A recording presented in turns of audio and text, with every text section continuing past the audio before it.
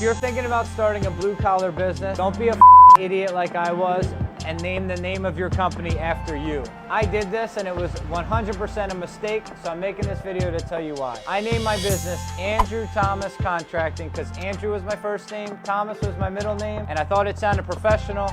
It seemed like that's what everybody else was doing, so that's what I did because I didn't know any better. Terrible mistake. You don't want to do what everybody else is doing. You want to pick a name that's unique, that's catchy, that stands out. You want to have a good logo. You want people to see your truck, and then the next time they see your truck, they're like, oh, I've seen those guys before. And then they see your trucks again, and now you're always in their head.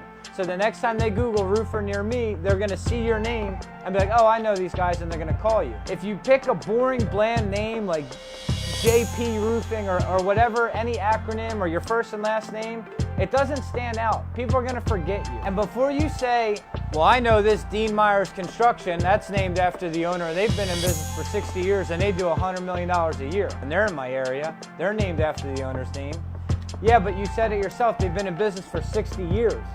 If you want to grow a business quickly and become a household name fast, your name's going to be an important part of that. You want to be top of mind. That's how you're going to grow year after year. Another reason this is dumb is when you name the business after yourself, especially early on when you're doing a lot, customers are going to expect to deal with you. And some people are going to like it. They're going to be like, oh, this guy, Andrew Thomas Contracting, here's Andrew Thomas right in front of me. He's going to do a great job. He cares about his business. But later on, when you're trying to grow the business, and you're not going to be the one dealing with every single customer, you're kind of branding yourself as if like you're the expert, you're the one taking care of everybody. But then when you send Matt and your name's Andrew Thomas Contracting, you're like, who's Matt? I want to deal with Andrew.